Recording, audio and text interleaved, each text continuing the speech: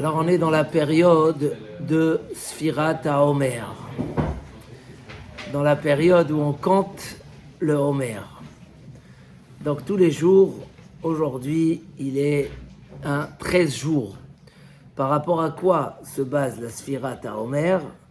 Par rapport à ce sacrifice qu'on faisait le deuxième jour de Pessah, Nachon Yohan. C'est quoi la Homer par rapport au Homer? Ce sacrifice qu'on amenait de la nouvelle récolte, qui nous autorisait à manger la nouvelle récolte. Et encore aujourd'hui, admettant, je récupère une récolte avant Pessah, je n'ai pas le droit de la manger. Je peux récupérer la récolte, commencer à la manger qu'à partir du deuxième jour de Pessah, où on amenait ce Homer, cette quantité de nouvelles récoltes, mais c'était de l'orge. D'accord ? Et nous, chaque jour, quand on compte le Homer, qui évidemment est relié à l'attente de Shavuot, de Kabbalat HaTorah, on va quand même se référer à le Homer. C'est passé, c'est passé. D'abord, c'est rare que quand un homme il compte quelque chose ou il attend quelque chose, il dit c'est passé 2 jours, c'est passé 3 jours. Il se projette plutôt sur l'avenir. Il dit il nous reste tant de jours jusqu'à Shavuot. Et là, nous, comme si on a une référence, on a eu un message qui nous a été donné dans le Homer. Et on dit il est passé tant de jours par rapport au Homer. C'est quoi ce message qu'il y a eu par rapport au Homer? Deuxième point, c'est qu'on commence à compter à partir du deuxième jour de Pessah.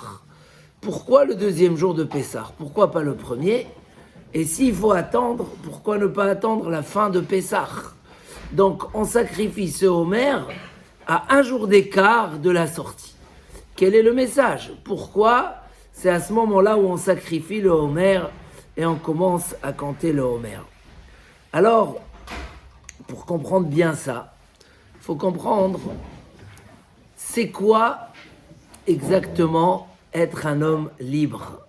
Le premier jour de Pessah nous a donné la Chérout. Le Ham Israël, chacun doit vivre jusqu'aujourd'hui Ke'ilu hu yatsa mi Mitzrayim, comme si c'est lui qui est sorti d'Égypte. Et on doit Zman Cherutenu. Pessah, c'est le moment de notre liberté. Donc, comprendre c'est quoi être un homme libre. Est-ce que juste ne pas travailler et être serviteur, ça s'appelle être libre? Ou non, ça ne suffit pas. Un homme qui a un patron très très dur et qui cherche de se libérer. Et un jour, son patron, il a une faille et il dit, allez, shalom, je me libère. Est-ce que se libérer, ça s'appelle qu'il a résolu son problème ou non? Évidemment, chacun va dire non. Il a résolu son problème dès qu'il a trouvé une meilleure structure. Mais le fait de se débarrasser et juste de ne pas avoir ce joug, tu n'as pas aussi le travail qui vient par derrière et tout le cadre qui vient par derrière. Donc, premier point, c'est quoi être un homme libre? Mais pour comprendre bien ça, il faut comprendre c'est quoi le niveau d'un homme, Adam. Il y a 2 créatures vivantes dans le monde, c'est les hommes et les animaux, avec tous les... C'est quoi la madrega de Adam? Le passouk qui dit Adam, les amal yulad. L'homme, il est né pour se dépasser. Alors, est-ce que c'est juste un conseil de vie ou un devoir? Ou bien non, Adam, les amal yulad. Être un homme, trouver son niveau d'homme, c'est uniquement à travers le dépassement de soi. Quand on ramène toujours cette anecdote qu'il y avait un philosophe qui se promenait dans les rues de Athènes en pleine journée avec une bougie, il cherchait quelque chose. On lui dit qu'est-ce que tu cherches? Pourquoi tu as une bougie? Il dit je cherche un homme parmi les gens.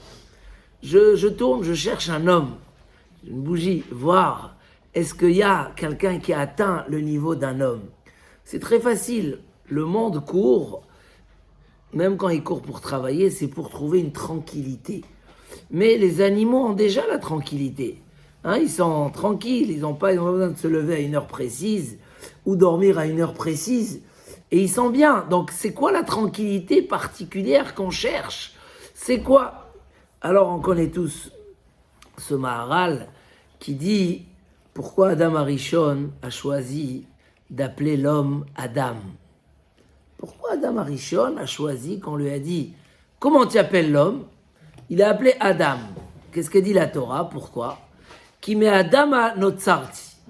Car j'ai été créé de la terre. Et alors, l'homme, il a une neshama, il a des choses très précieuses.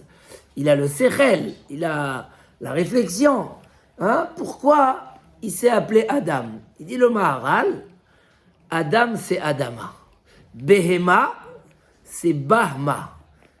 Une bête, un animal, en hébreu on l'appelle Behema. Bahma. Elle est ce qu'elle est.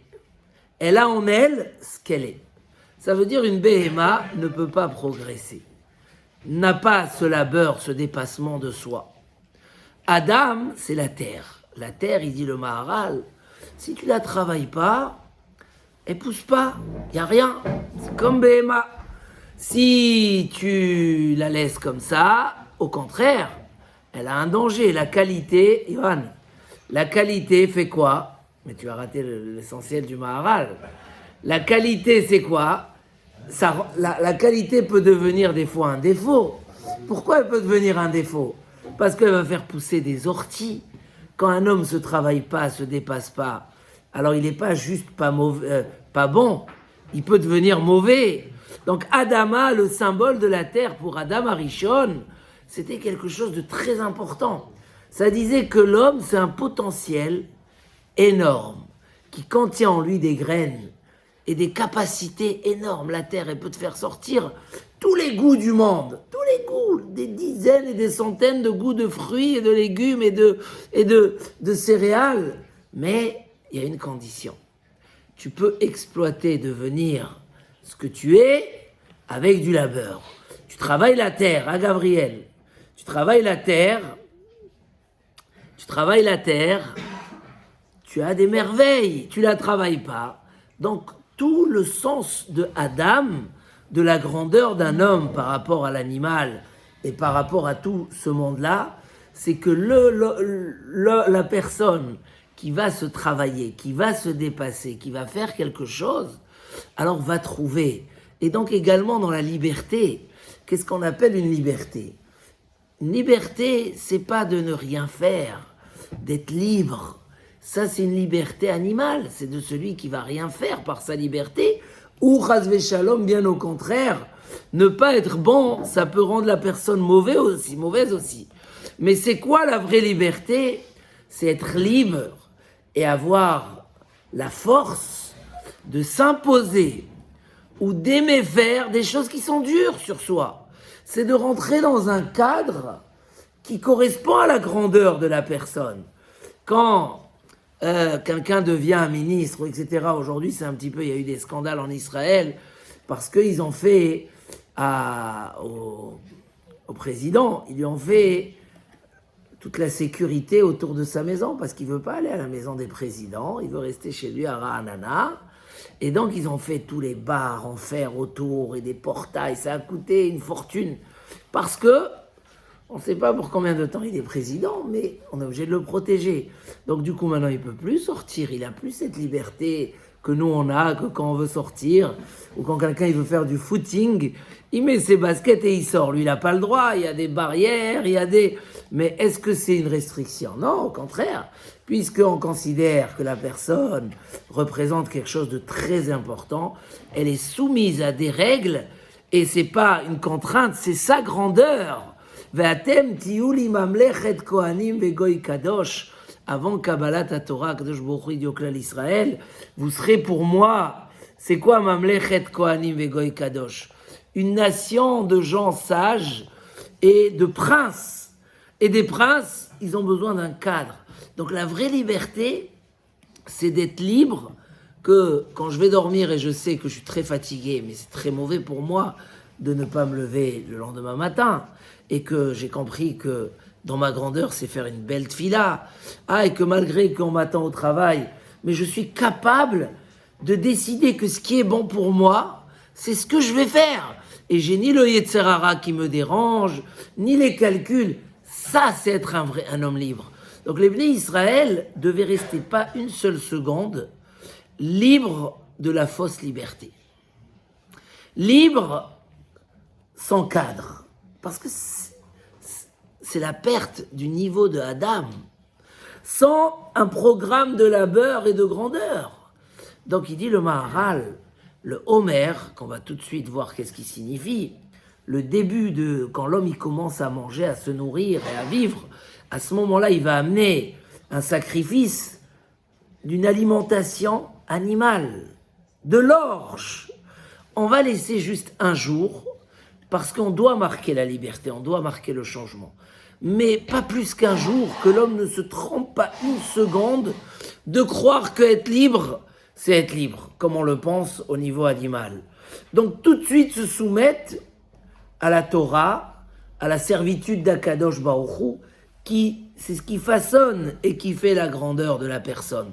Donc, il y a le jour de la sortie et tout de suite après vient le message du Homer où tu vas compter, tu vas dire, je commence à rentrer dans un programme, je ne suis pas encore au niveau, je vais préparer 49 jours, je vais me préparer, mais je sais que, voilà, c'est mon programme.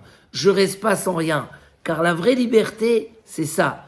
Maintenant, on amène quand même le niveau animal et on s'éloigne de ce niveau animal. C'est ça le conte du Homer. Le conte du Homer, c'est je suis un homme, j'ai aussi mon côté des faiblesses et de mes désirs. Donc je ressemble dans ça un petit peu à l'animal et ça peut être très vite un mode de vie, Krasvé Shalom, qui me dit pourquoi travailler ? Aujourd'hui dans le monde, on ne veut pas des responsabilités.